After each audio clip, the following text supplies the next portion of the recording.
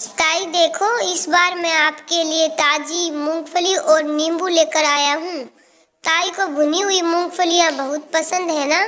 और नींबू का मीठा अचार आपके हाथ का हो तो क्या कहना।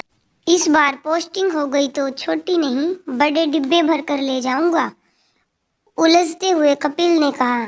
हाँ बेटा, जितना चाहे ले जाना और भगवान करे तेरी पोस्टिंग इस बार जरूर हो जाए, आशीर्वाद देते हुए लता जी बोली।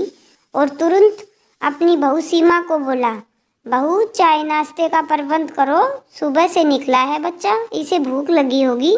सीमा को जैसे ही पता चला कि गांव से फिर मेहमान आया है, उसका पारा जोरों से चढ़ गया। वो गुस्से में बड़बड़ कर बर्तन पटकते हुए रसोई में काम करने लगी, जिसकी आवाज बाहर तक आ रही थी।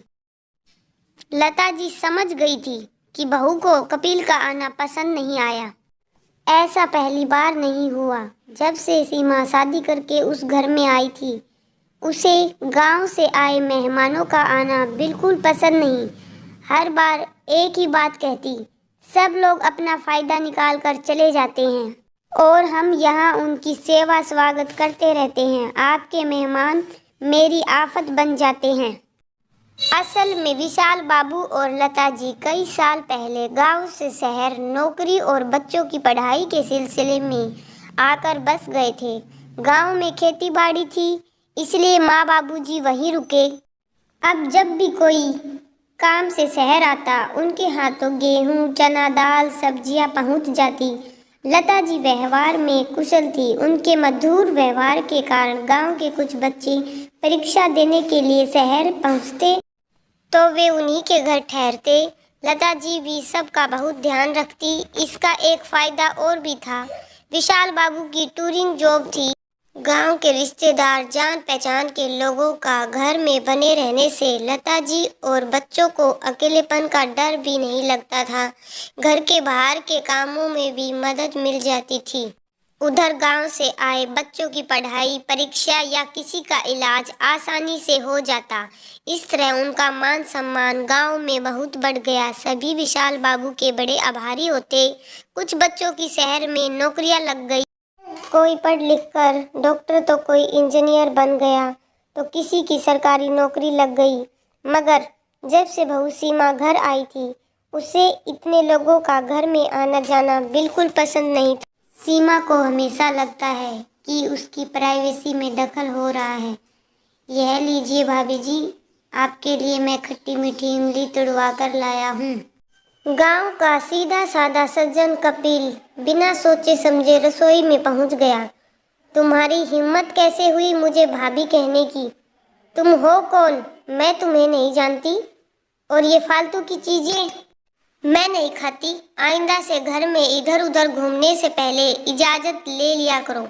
न जाने कहाँ कहाँ से चले आते हैं। मान न मान, मैं तेरा मेहमान। गुस्से से बड़बड़ाती हुई सीमा जोर से बोली, चाय का कप पटकते हुए, बहू ये क्या तरीका हुआ बात करने का? ये हमारे घर के मेहमान हैं और ये तुम्हारे ससुर जी के एक खास दोस्त का बेटा है। उन्होंने हमेशा हमारी मदद की है। अगर तुम्हारे पापा जी को पता चला कि तुमने ऐसा व्यवहार किया तो उन्हें बहुत बुरा लगेगा। माँ जी काम निकल जाने पर कोई दोस्ती नहीं रखता। ये सब आपके सीधेपन का फायदा उठाते हैं। देख लेना, जो एक बार नौकरी लग गई, दोबारा कभी आपका नाम याद नहीं करेंगे।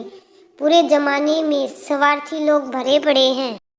यह दुनिया स्वार्थ पर ही चल रही है। सीधे सच्चे लोगों को फंसाकर सब अपना उल्लू सीधा करते हैं।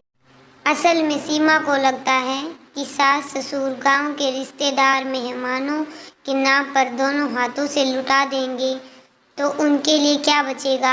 आखिर उनके भविष्य का भी तो सवाल था। खैर, कपिल पुलिस परीक्षा देकर वापस गांव लौट गया। कुछ दिन बाद पता चला उसकी पोस्टिंग भी इसी शहर में हो गई है। एक दिन यह बताने के लिए लता जी के घर आए। मिठाई का डब्बा लेकर, आशीर्वाद लेकर उल्टे पाँव लौट गया। लता जी भी सीमा के व्यवहार से परेशान थी, इसलिए रुकने को नहीं बोल पाई। एक शाम को ऑफिस से लौटते समय राहुल का एक्सीडेंट हो गया। कार वाला उनकी स्कूटी को टक्कर देकर भाग रहा था। भीड़ में किसी ने नंबर नोट कर लिया और पुलिस को फ़ोन लगा दिया। इत्तेफाक से वहीं से निकल रहे कपिल ने राहुल भैया को पहचान लिया और एम्बुलेंस से सीधे जिला अस्पताल पहुंचाया। पैरों पे कुछ चोटें लगी थी और एक हाथ में फ्रैक्चर हो गया। इसके बाद कपिल ने घर पर फ़ोन करके सभी को इस बारे में जानकारी दी। कुछ ही देर में सभी अस्पताल पहुंचे। कपिल ने विशाल बाबू को सारी बात बताई। कार वाला भी पकड़ा जा चुका था, ये खबर भी बताई। वे बोले, बेटा तुम्हारा एहसान मैं कैसे चुकाऊंगा। अरे ताऊ जी, मैं आपका छोटा बेटा ही हूँ, आपकी मदद करना मेरा फ़र्ज है। और फिर आज मैं जो भी हूँ आप और ताई जी की वजह से हूँ, वरना कौन है इस बड़े शहर में जो गांव के लोगों को आसरा देता है। कपिल की बात सुनकर सीमा अपने हाथ जोड़कर बोली, भैया मुझे माफ़ करिए, मैंने उस दिन आपको कितना भला बुरा कहा, मगर आपने भगवान के रूप में आकर मेरे सुहाग की रक्षा की है। हो सके तो मुझे माफ़ कर दीजिएगा। कपिल बोला, भाभी मुझे उस दिन आपकी किसी बात का बुरा नहीं लगा। मैंने यही सोचा, हो सकता है आप उस दिन किसी परेशानी में हो। इतने में डॉक्टर निकल कर आई। अरे राघव तुम। डॉक्टर ने विशाल बाबू के पैर छुए। ये देख सीमा सोच ही रही थी। तब वे बोले, अरे राघव तो हमारे घर रहकर ही डॉक्टर बना था, बड़ा होनहार बच्चा था। बस हमारी थोड़ी सी मदद से देखो आज कितनी तरक्की कर रहा है। खुश होते हुए विशाल बाबू बोले।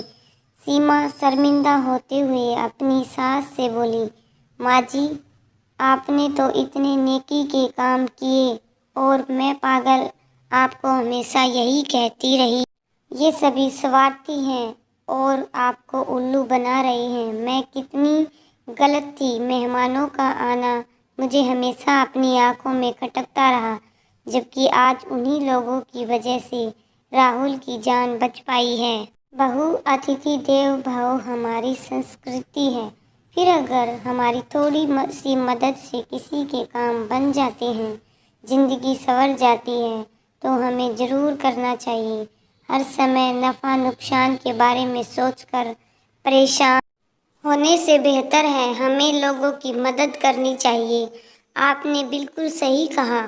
आगे से मैं घर आए मेहमान का निरादर नहीं करूँगी। लता जी अपनी बहू का बदला हुआ रूप देखकर बहुत खुश थी। दोस्तों माना दुनिया स्वार्थी लोगों से भरी पड़ी है, मगर कुछ चंद अच्छे और ईमानदार लोगों की वजह से ये दुनिया चल रही है। ये हमें नहीं भूलना चाहिए।